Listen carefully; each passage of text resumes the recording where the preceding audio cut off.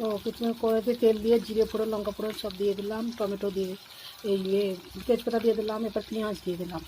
এবার এই যে পেঁয়াজগুলো সব দিয়ে দিচ্ছি, আদা রসুন সব দিয়ে দিলাম। এখনও এগুলো সব কষা হোক।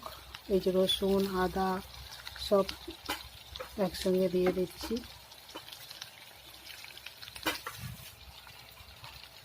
এগুলোকে একটু ভালো করে কষে নিই। কষা হয়ে গেলে একটু নুন হলুদ দেবো। এখন এগুলোকে ভালো করে একটু পেঁয়াজ আদা রসুনগুলো ভালো করে একটু ভাজা ভাজা হয়ে যায়। ভাজা হয়ে গেলে এখানটা নুন আছে, মানে নুন দেবো, হলুদ দেবো, মানে লঙ্কা গুঁড়ো দেবো, এখনও দেবো। এগুলো পেঁয়াজটা ভাজা ভাজা হয়ে যায়, এগুলো একটু কষা হোক। তারপরে মাংসটা দেবো। মাংসটা দিয়ে এই যে মাংস মানে চিকেন, এই চিকেনটা দেবো। চিকেনটা দেওয়ার পর তারপরে আবার কষতে আরম্ভ করবো। এই যে কষবো, এখানটা কষে নিয়ে একটু তেল ছেড়ে যখন আসবে, তেল ছেড়ে আসবে মাংসটাকে তো দেবো। এখনও এইগুলো ভাজা ভাজা হোক।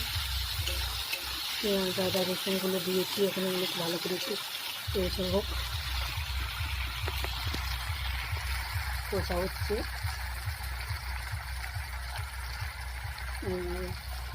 একটু ভাজা ভাজা হয়ে যায়।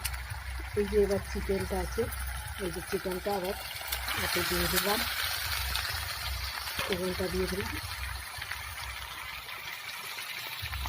চিকেনটা দিয়ে এবার নাড়ছি।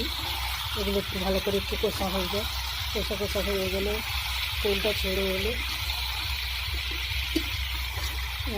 এতে নুন হলুদ সব দেবো, গুঁড়ো লঙ্কা দেবো, এখনও দেওয়া হয়নি। জিরে ফোড়ন দিয়েছি, একটু ধনে পাতা ধনে গুঁড়ো দেবো, সবগুলো দিয়ে দেবো।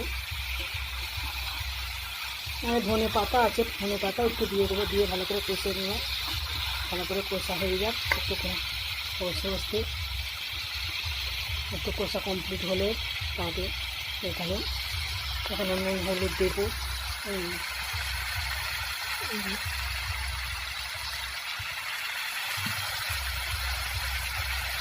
নুন হলুদ একটু নুনটা দিচ্ছি।